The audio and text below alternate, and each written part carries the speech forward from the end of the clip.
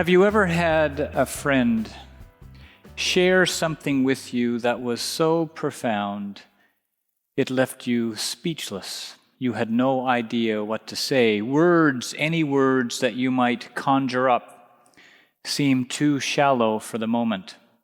Whether it is euphoric or heart-wrenching, whether it causes one to want to hug the other person and dance with joy or fall on your face in sorrow, you just simply, words fall shallow for how you're feeling.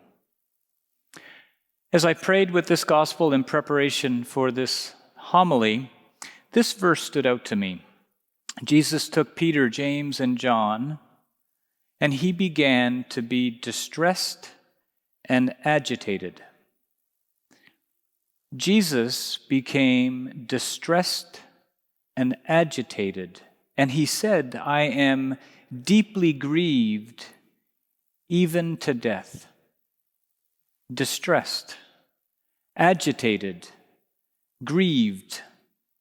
Not normal words or images or feelings that we would ascribe to Jesus, this man who brings peace, this man who brings healing.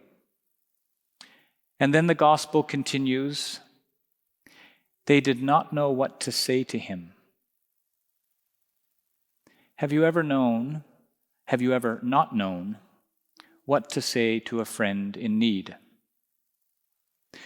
Through Lent, Father James and I have been preaching on this series we've named Renewing Our Covenant, through which we've looked at the difference between a covenant and a contract.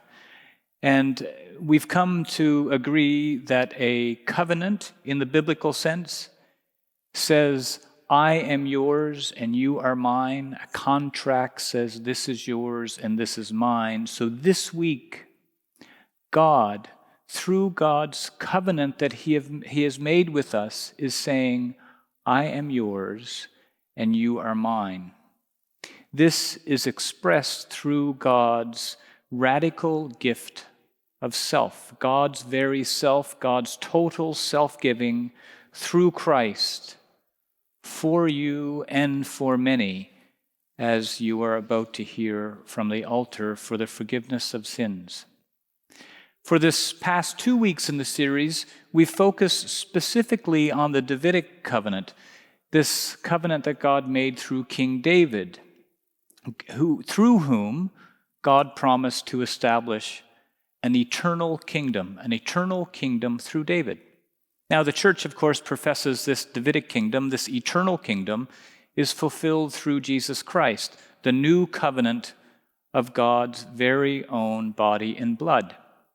He who ushered in, just picture this, he who ushered in this new covenant took Peter and James and John and began to be distressed and agitated.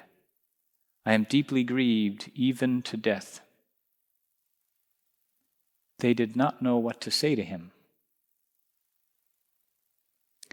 What do you say to him? What do you say to him? Jesus, the eternal King, has just exposed his total vulnerability to us by expressing how he is feeling about this calling on his life. Vulnerability from a king, from an eternal king, from God. Really? Really? This kingdom ushered in by Christ, this vulnerability, if measured against the arrogance of any worldly standard, was an abject failure. I mean, let's be honest. A ragtag group of men and women of low station in society followed a penniless field preacher from Galilee to usher in this new kingdom. They arrived in Jerusalem to conquer the capital. They were quickly dispersed, and its leader was beaten up by its authorities and crucified. Done. That's pretty much the definition of a failure right there. But for those with eyes to see, of course, God did not fail on the cross. We have failed to keep our covenant with God. All of humanity has, time and time and time again.